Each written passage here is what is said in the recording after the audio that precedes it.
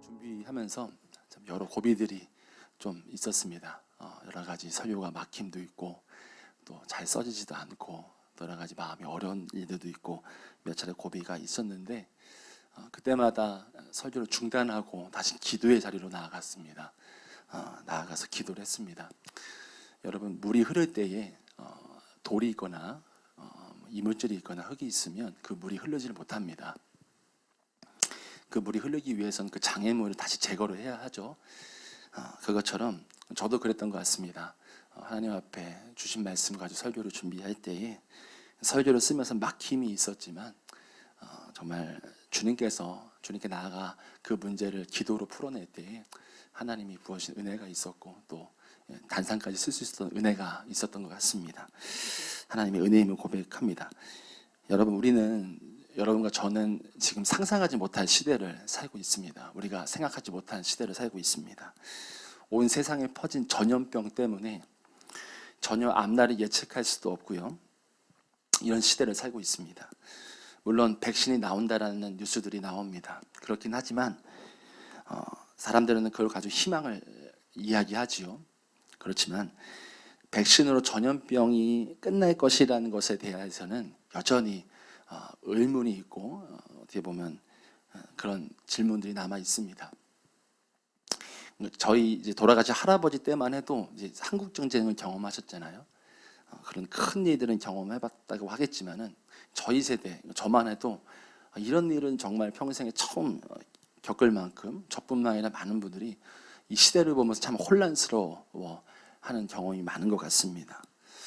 오늘 설교의 제목이 우리가 지금 이 시대에 우리가 어떻게 살아야 되는지에 대해서 나누고 싶은 주제를 가지고 하나님 주신 말씀을 좀 나누고 싶습니다. 오늘 주신 말씀을 통하여 주님께서 저와 여러분에게 하시는 그 말씀을 믿음으로 받는 시간 되기를 소망합니다.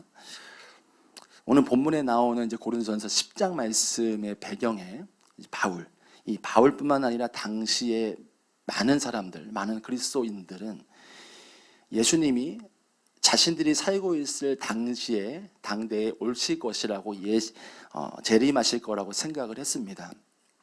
그래서 본문에서 11절 말씀에 바울은 말세라고 하고 있는 것입니다. 그는 자신이 살고 있는 지금이 예수님께서 다시 오실 것이라는 것을 직감했다는 것이죠. 그렇기 때문에 11절 말씀에 말세다라고 말한 것입니다. 그러면서 바울이 하는 말이 무엇입니까? 그러니까 여러분들 항상 깨어 있어야 합니다. 그리고 자기 자신을 항상 조심해야 합니다. 이제 그 말을 하고 있는 것입니다. 예수님께서도 오늘 바울과 비슷한 말씀하셨습니다. 마태복음 24장 42절에 보면 너희도 준비하고 있어라. 생각하지 않을 때 인자가 다시 올 것이다라고 말씀하셨고요.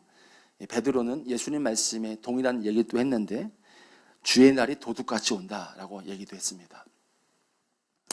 여러분, 우리가 이 시대를 살면서 저와 여러분 모두가 어떻게 살아야 되는 것인지쯤은 다 알고 있습니다. 무엇입니까? 바로 깨어 있어야 된다는 것이죠. 이건 너무나 당연히 성도분도 그렇고 저도 그렇고 우리 모두가 잘 알고 있는 사실입니다.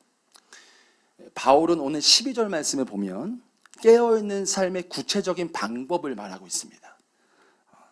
이렇게 말하고 있습니다. 12절입니다. 그런즉 선줄로 생각하는 자는 넘어질까 조심해라 라고 말하고 있습니다. 무슨 말이냐? 단 한 단어입니다. 겸손입니다. 겸손하고 겸손하라고 하는 것입니다. 이 말은 반대로 교만하지 말라는 것입니다. 깨어있는 것, 구체적으로 우리가 겸손하고 하나님 앞에 교만하지 않는 것, 그것을 오늘 바울은 우리에게 말하고 있다 싶습니다. 오늘 10장의 배경은 앞선 8장에 나오는 우상 제물을 먹는 문제와 연관이 되어 있습니다. 8장에서 우상고기 먹는 것에 대해서 바울은 우상고기 먹고 안 먹는 게 중요한 게 아니다. 형제가 시험받지 않는 게 중요하다. 이 말을 8장에서 했습니다. 그런데 오늘 10장에서는 이 고린도의 교회 일부 교인들은 아마도 자신들이 지나친 자신감에 빠져있는 일부 성도들이 있었던 것 같습니다. 그런 내용이 본문에 나와 있진 않지만요. 이 본문의 배경을 보면 그들은 스스로 자신들이 세례를 받고 그리스도와 한 몸 되었으면서 그렇기 때문에 우리는 안전하다. 우상에게 바쳤던 고기는 우리에게는 아무런 해가 되지 않는다. 어떤 위험도 우리에게는 오지 않는다라고 자신을 했습니다. 그래서 바울은 일부 이런 교인들의 생각하고 있는 지나친 자신감에 빠져 있다는 것을 알고서 이 오늘 본문 1절부터 10절까지 내용을 통해서 이스라엘 역사를 인용하면서요, 우리 조상들은 엄청난 하나님의 기적을 경험하고 수많은 특권도 누렸지만 그런 그들도 철저히 타락했다라고 말하고 있습니다. 그러면서 11절, 12절 말씀에서 하고 싶은 말이 뭐냐? 너희들이 아무리 특별한 은혜 누리고 그렇다고 하더라도 결코 너희들은 안전할 수 있는 게 아니야. 바울은 그 말을 하고 있는 것입니다.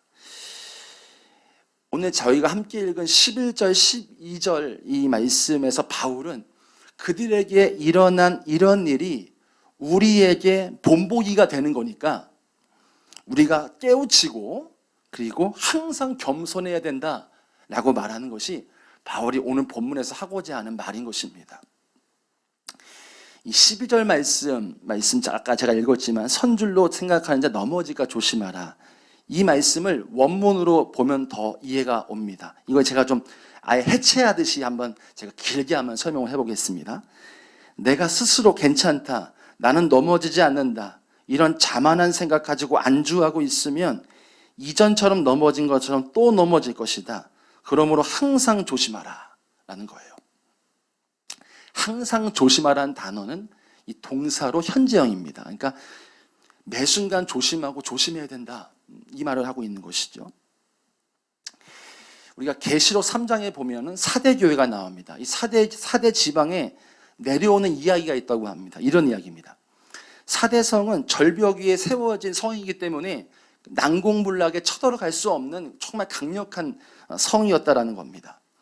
이 페르시아 왕이었던 고레스가 한 번은 이제 치러 왔어요. 이 사대성을 치러 왔습니다. 근데 도저히 이 성을 정복할 방법을 찾지 못해가지고 찾다가 이렇게 있었다라는 것이죠. 그러다가 이제 이 성을 들어갈 수 있는 방법을 찾아나는 사람에게는 상금을 주겠다라고 선포를 한 겁니다. 어느 날 이 페르시아 병사 한 명이 보초를 딱 쓰고 있었어요. 그런데 사대성을 지키고 있는 보초병이 졸다 그런지 모르겠는데 졸다가 어쨌든 어떻게 하다가 자신의 투구를 성 밑으로 떨어뜨렸다는 거예요. 그리고 그 보초병, 그 병사가 자기 투구를 가지려고 절벽에서 내려와서 다시 올라가는 것을 본 것입니다. 자, 이 페르시아 병사가 그 모습을 잘 보고 있다가 그 올라가고 내려가는 걸 잘 보고 있다가 이제 왕에게 얘기를 하고 그날 밤에 절벽 타고 올라가서 딱 성에 들어갔더니 무방비 상태였다라는 것입니다. 그리고 손쉽게 사대성을 함락시켰다라는 것이죠. 자, 이 이야기가 무엇을 알려주는 것입니까? 교만한 거, 자만한 거, 이것이 안 좋은 영향을 미칠 수 있다. 이것을 말하고 있는 것입니다. 교만은 이처럼 우리의 삶에 심각한 영향을 미칠 수 있다는 것을 우리가 오늘 본문을 통해서 우리가 제대로 우리가 말씀 가운데 우리가 그 말씀을 받고 우리가 인식해야 된다는 것이죠. 최근에 영국의 기독교 신문에서 이런 내용이 있었습니다. 칼럼이 당신이 교만에 빠져 있음을 알려주는 5가지 신호를 신문 기사에 나왔습니다. 첫 번째는 건강하지 못한 비교를 한다라는 거예요. 비교의식이 있다는 것이죠. 두 번째는 비판받는 걸 거부한다는 겁니다. 세 번째는 듣는 것보다 더 많이 말한다는 거죠. 네 번째는 당신의 이미지가 무엇보다 중요하다. 내 이미지 관리한다는 것입니다. 다섯 번째는 지위와 타이틀에 지나치게 집착한다는 것입니다. 무엇인가를 뭐 이렇게 높은 자리에 오르고 싶고 이런 것들을 더 중요시한다는 것이죠. 제가 읽어낸 5가지의 이 신호 모두가 우리에게 알려주는 것이 무엇일까요? 이것입니다. 영적인 분별력이 상실된다는 겁니다. 이 상태에 빠져 있다는 건 내가 교만한 상태인지도 모른다는 것이죠. 그러니까 영적으로 분별력이 상실된 상태인 것입니다. 내가 저러면 안 되는데 라고는 하지만 그렇게 된다라는 건, 결국 그렇게 된다라는 건 그만큼 그 사람이 영적으로 분별이 안 된다라는 것이죠. 내가 교만한지도 모른다라는 것이죠. 자, 5가지 모두 사실 내 자신의 자아가 매우 강한 것을 우리에게 알려주는 것도 있습니다. 마치 내가 무엇이 된 마냥 이렇게 내 마음이 그럴 수 있다는 것이죠. 여러분, 다윗이 수많은 전쟁에 승리를 했죠. 그리고 자신이 나가지 않아도 될 것이라고 스스로 여길 때가 있었습니다. 아마도 다윗은 그 순간을 아마 즐겼을 겁니다. 하나님 나와 함께 하시니까 내가 모든 전쟁에서 승리하는구나. 못 내기 전쟁이 없겠구나. 내 길엔 승리만 있겠구나. 이런 마음을 가지고 자신을 좀 이렇게 특별하게 여겼었을 것 같습니다. 그랬던 그가 그렇게 스스로 안주하고 이 과거에 집착하고 회상하고 있을 때에 어떤 일이 벌어졌냐면요. 밧세바를 범했어요. 그때 밧세바를요. 그의 남편도 죽였어요. 이걸 지금으로 표현하면 청부살인한 거예요. 심지어는 그 일을 덮었습니다. 그리고 아무렇지도 않게 일상처럼 생활을 했습니다. 저번 주에 저희가 온해논 집회가 있었고 그 전에 또 이렇게 집회가 있었습니다. 온해논 집회 수요 집회 때 제가 마지막 기도 선포를 하게 돼서 이제 단상에 올라가려고 했습니다. 근데 그 순간 제 마음에 이 영상에 나오셔서 이제 기도 이미 선포하고 계신 목사님의 그 장면이 나오는데 제가 어떤 생각이 문득 들었냐? 아, 저 목사님 기도가 좀 약한 것 같아. 이제 그런 마음이 들었어요. 그 순간 주님께서 저를 책망하시는 게 너무 강하게 왔습니다. 자, 우리는 은연중에 우월감이 있습니다. 우월감. 내가 무엇인가 되는 양 이렇게 누군가를 판단하고 나 스스로를 뭔가 낮게 여기는 그런 스스로 높이는 그런 마음의 우월감들, 보이지 않는 내 은연중에 그런 마음들이 있습니다. 이러한 은연중에 깔려있는 교만도 있다라는 것이죠. 결국 교만은 우리에게 영적으로 분별할 수 있는 것을 상실하게 만들고요. 그리고 우리의 삶을 황폐하게 만듭니다. 뿐만 아니라 우리도 모르게 우리 삶에 깊숙이 들어와서 은연중에 하나님의 일을 방해할 수도 있다는 것입니다. 그러므로 결론은 우리가 다 알고 있듯이 교만하면 안 된다는 것입니다. 그렇다면 질문이 있습니다. 우리는 그러면 어떻게 교만하지 않고 겸손할 수 있을까라는 것입니다. 3가지가 있는데 3가지 나누고 싶습니다. 첫 번째는 철저히 회개하고 돌이켜야 된다는 것입니다. 계시록 3장 3절에 보면 이렇게 나옵니다. 우리 다 같이 읽어볼까요? 시작.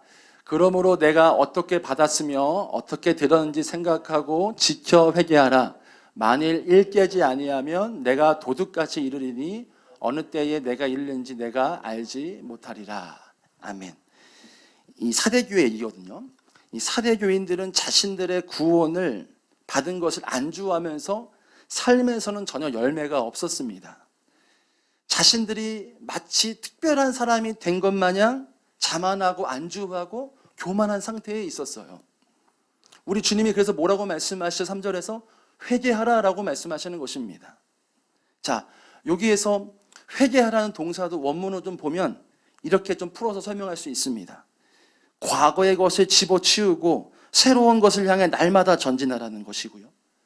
이전 것은 잘라내고 이제 새 것을 취하라고 하는 것입니다. 이전 것에 매이고 안주하고 취해 있으면 금방이라도 내가 스스로 교만해지고 특별해질 수 있기 때문에 회개하라고 하시는 것입니다. 제가 여러분들 아시겠지만 선한목자교회에 사역을 했습니다. 저는 선한목자교회에서 사역한 건 너무나 영광이고 은혜입니다. 제 삶과 제 목회 또 그곳에 아내를 만났거든요. 그렇기 때문에 저의 인생에 있어서 가장 중요한 곳이기도 하고 가장 은혜로운 곳이기도 합니다. 그런데 문제가 있습니다. 그 문제가 뭐냐? 제가 그 그늘 아래에서 저는 특별한 사람이 되어 있었어요. 제가 선목 출신 전도사, 선목 출신 사역자, 제가 이전에 남해에서 목회를 시작했을 때에 지방 목사님들은 저를 보면 항상 뭐라고 하셨냐? 선목 출신이라는 것을 지켜 세우셨어요. 항상. 물론 그 순간마다 마음을 지키면서 주님께 정신 차렸죠. 회개했어요. 저는 이 선한 목자교회 출신이고 그 우월감, 그 특별함을 지우는데 거의 3년 가까이 걸린 것 같습니다. 여전히 제 마음속에 맴돌아요. 과거의 영광을 생각하면서 마치 내가 무슨 사람이 된 것 마냥 이렇게. 사탄은 제 마음속에 계속해서 속삭일 때마다 그 교만의 십자가에 못 박고 회개합니다. 감사한 건 이제는 좀 자유하다는 것입니다. 마치 예수님이 십자가에 돌아가셨을 때에 휘장이 찢어져서 하나님과 우리가 담대하게 교제할 수 있었던 것처럼 제 안에 그러한 이 과거의 사역적이고 이런 영광들이 찢어졌다는 것이 너무나 은혜롭게 다가왔습니다. 첫 번째는 이처럼 우리가 회개해야 된다는 것입니다. 교만하지 않을 수 있는 건. 두 번째는 하나님께서 하셨다고 우리의 입술과 심령으로 선포해야 된다는 것입니다. 바울은 고린도전서 15장 9절에서 보면 자신이 사도들 중에서 가장 작은 자라고 말했습니다. 고린도전서 15장 9절입니다. 다 같이 읽겠습니다. 시작. 나는 사도들 중에 가장 작은 자라. 나는 하나님의 교회를 박해하였으므로 사도라 칭함을 받기를 감당하지 못할 자니라. 자, 여러분 2000년이 거의 지나가죠. 이 지나서 기독교 역사를 알고 있는 여러분들과 우리가 다 알고 있는 건 바울 평가할 때 누가 바울의 사도들 중에 가장 작은 자라고 말할 수 있겠습니까? 아니죠. 근데 그 자신은 가장 작은 자라고 고백하고 있습니다. 선포하고 있는 것이죠. 또 바울은 자신이 모든 사도들보다 더 많이 수고했다라는 것도 스스로 알고 있어요. 그런데 그가 고백하는 건 뭐냐? 모든 게 하나님의 은혜였다라고 고백을 하고 있습니다. 이것도 고린도전서 15장 10절입니다. 다 같이 읽어보겠습니다. 시작. 그러나 내가 나된 것은 하나님의 은혜로 된 것이니 내가 주신 그의 은혜가 헛되지 아니하여 내가 모든 사도보다 더 많이 수고하였으나 내가 한 것이 아니요 오직 나와 함께 하신 하나님의 은혜로다. 아멘. 여러분, 바울이 이렇게 고백한 것을 한마디로 말하면 이겁니다. 나는 아무런 가치가 없는 사람이라는 거예요. 나는 아무것도 아니에요, 주님. 아버지, 당신이 없었다면 나는 아무것도 아닌 존재입니다. 라는 고백인 것입니다. 바울은 철저히 하나님 앞에 저는 무익한 종입니다라고 날마다 고백을 했다라는 것이죠. 내가 무엇이기에 하나님 앞에 내 명예를 뒤높이겠습니까? 저는 하나님 앞에 무익한 존재입니다. 라고 매 순간 고백을 했다라는 것이죠. 여러분들이 모르실 수 있는 목사님이 한 분 계신데 작년 2019년 1월에 돌아가신 고 김선현 목사님이라는 여자 목사님이 계십니다. 여러분들 유튜브 보시면 나오신데 한번 영상 찾아보시면 은혜가 될 것 같습니다. 이 목사님이 불교 가정에서 태어나서 자라오다가 20살 때 꽃다운 나이에 이 심장병에 걸리기 시작해서 거의 폐결핵까지 이렇게 걸리셨다고 합니다. 이제 합병증까지 걸려서 이제 사형 선고를 받은 것이죠. 곧 얼마 있으면 죽을 것이다. 근데 놀라운 건 그 이후로 40년 동안 목회를 하시다가 하나님께 부르심을 받았습니다. 제가 목사님의 기록을 딱 찾아보다가 되게 인상적인 것이 딱 마음에 왔어요. 그리고 오늘 설교의 이 부분에 참 이 이야기를 담았으면 좋겠다라는 마음이 들었습니다. 이 목사님의 인상적인 사역 원칙이 있습니다. 뭐냐? 이 강사로 가실 때에 모든 것을 자비로 충당한다는 겁니다. 사례비도 안 받는다는 거였습니다. 자, 목사님이 그렇다고 풍족한 교회에 있으시지는 않았어요. 어려운 교회, 이 월급도 못 받는 교회에 계셨거든요. 근데 그런데도 모든 자비를 하나님의 은혜로 자비로 다 충당을 했다는 것입니다. 왜 그랬냐? 이유는 간단했습니다. 내가 한 게 아니니까요. 하나님이 하신 거니까요. 내 있는 간증 하나님이 하신 거니까 내 것이 아니니까 이렇게 본인이 한 게 아니기 때문에 받을 수 없다라는 것이었죠. 이 목사님의 고집이었습니다.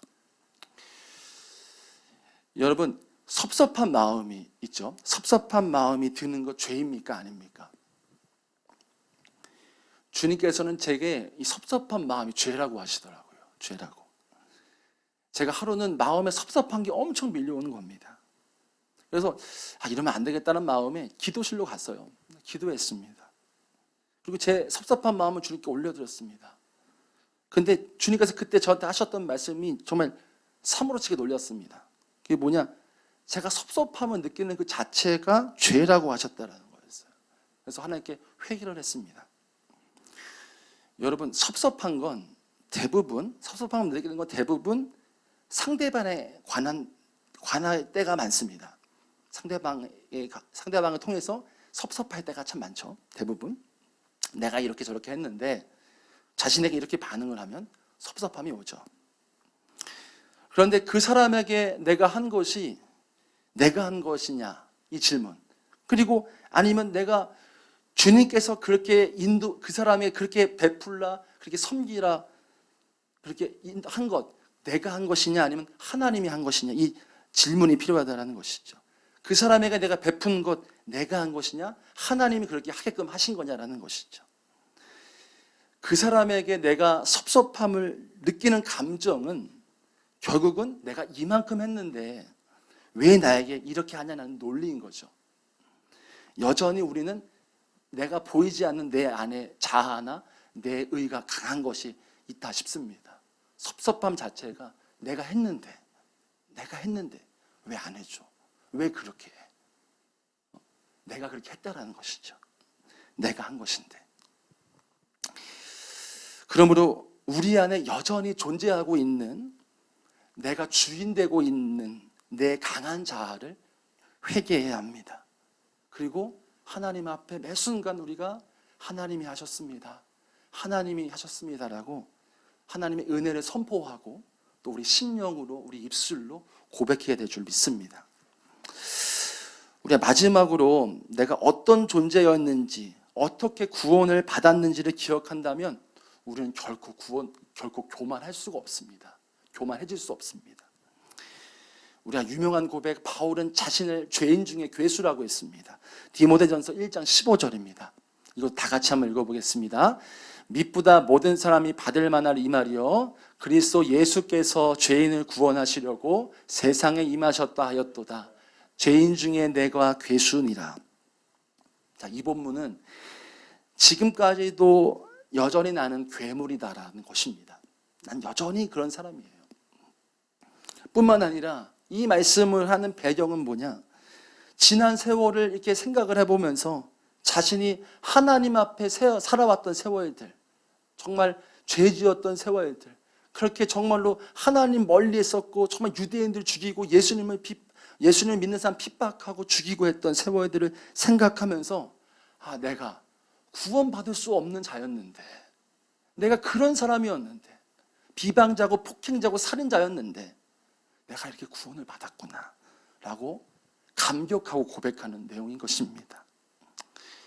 우리가 찬송가 보면 나 같은 죄인 살리신 찬송가, 유명한 찬송가 있습니다. 존 뉴턴 목사님이 지으신 찬송가죠. 이 목사님은 목사가 되기 전에 노예상선의 배를 장사하는 상인이었습니다. 그 배 안에서 이렇게 아프리카까지 가면서 가는 가운데 그 자신의 내면을 보면서 심각한 죄인임을 깨닫고 하나님께 회심을 합니다. 그리고 나중에 하나님 앞에 목회자로서 부르심을 받지요. 이 존 뉴턴 목사님이 목회자로 부르심 받은 다음에 목사님 서재에 이런 글이 잘 쓰여져 있는 곳에 목사님이 글을 써서 붙여놨다는 것입니다. 무슨 글이냐? 너희가 애굽 땅에서 노예였다라는 것과 너희 주인이신 하나님께서 너희를 구속하셨다는 것을 잊어서는 안 된다 라는 글귀를 잘 보이는 데다가 붙여놨다는 것입니다. 존 뉴턴 이 목사님은 그렇게 구원받았지만 여전히 평생 자신이 죄사함을 받은 것 자체를 잊지 않았던 것이죠. 내가 어떤 존재였고 구원받을 수 없는 자였는데 하나님께 나를 구원하셨구나 라는 은혜를 죽을 때까지 잊지 않고 계속해서 되뇌이고 눈으로 보고 하나님의 은혜를 감사했다는 것입니다. 여러분, 우리들도 마찬가지입니다. 우리가 어떻게 구원을 받았는지 항상 기억해야 합니다. 내가 어떤 존재였는지 기억하며 살아야 합니다. 그래야 우리가 영적으로 교만하지 않을 수 있습니다. 항상 주님 앞에서 교만하지 않고 겸손할 수 있고요.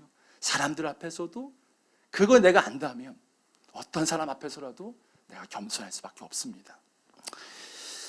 여러분, 우리는 오늘 말씀을 통해서 분명한 메시지를 우리에게 주십니다. 겸손하고 겸손하고 겸손하라는 것입니다. 그래야 하나님께서 우리의 삶에 일하실 수 있기 때문인 것입니다.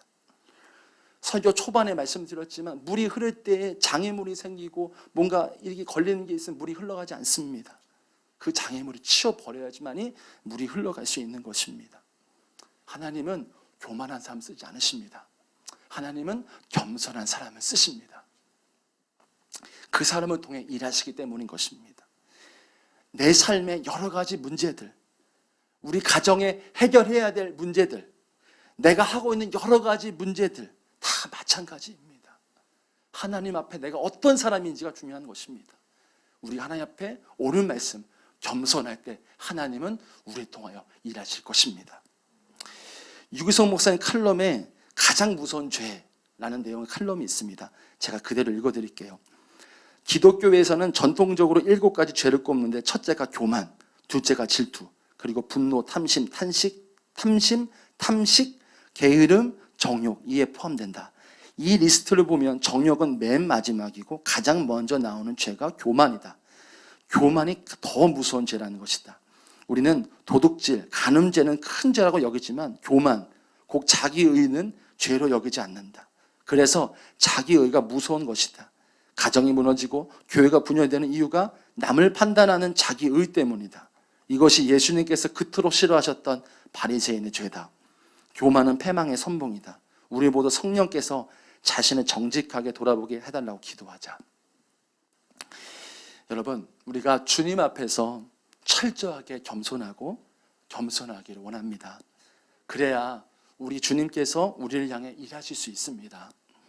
항상 우리 자신을 돌아보면서 교만함을 항상 주님 앞에 회개하고 매 순간 우리가 내 육신과 내 마음에 일어나는 모든 것들을 십자가에 못 박고 주의 보혈로 씻고 항상 주 앞에 겸손할 수 있는 저와 여러분 되기를 원하고요. 주님께서는 그런 사람을 쓰시고 그런 교회를 쓰실 것입니다. 우리는 이 시대를 어떻게 살아야 할까요? 오늘 주님은 저와 여러분에게 단순 명료하게 말씀하십니다. 겸손하고 겸손하고 겸손하라 라고 말씀하세요. 오직 나를 구원하신 십자가만 자랑하고 매 순간 회개로 우리 자신을 씻어내고 오직 하나님께서 하셨다라고 내 심령에서 내 입술에서 날마다 선포할 수 있는 저와 여러분 되기를 소망합니다. 우리 앞서 이 시간 하나님의 은혜 찬양하면서 우리 하나님께 나아갔으면 좋겠습니다.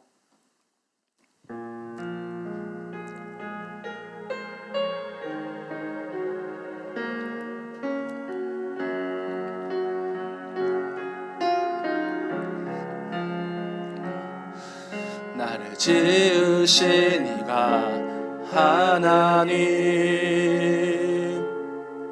나를 부르신 이가 하나님, 나를 지으신 이도 하나님, 나의 나 된 것은 다 하나님 은혜라. 나의 달려갈 길 다 가도록 나의 마지막 꿈 다하도록 나로 그 십자가 품게 하시니 나의 나 된 것은 다 하나님 은혜라. 한량없는 주님의 사랑, 한량없는 은혜, 갚을 길 없는 은혜, 내 삶을 애워싸는 하나님의 은혜.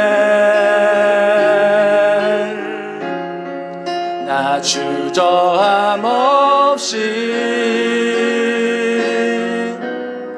그 땅을 밟음도 나를 붙드시는 하나 한량없는 은혜, 한량없는 은혜, 갚을 길 없는 은혜, 내 삶을 애워싸는 하나님의 은혜, 나 주저함 없이 그 땅을 밟음도 나를 부르시는 하나님의 은혜. 여러분, 교만은 무서운 것입니다. 교만은 우리에게 영적으로 분별력을 상실하게 만들고 우리의 삶을 황폐하게 만듭니다. 뿐만 아니라 우리 모르게 깊숙이 우리의 삶에 들어와서 은연중에 우리 하나님의 일을 방해할 수도 있습니다. 우리가 합심하여 기도할 때에 우리 세 가지 놓고 기도하고 싶은데, 첫 번째로 기도할 때에 회개라는 것은 단순하게 용서를 구하고 돌이키는 정도의 의미가 아니라는 것을 우리가 나누었습니다. 이전 것에 매이고 안주하고 취해 있으면 금방이라도 스스로 교만해지고 특별해질 수 있다는 것입니다. 그러므로 과거의 것을 집어치우고 새로운 것을 향해서 날마다 전진하라는 것, 그것이 바로 회개인 것입니다. 이전 것을 잘라내고 이제 새 것을 취하라고 하는 것입니다.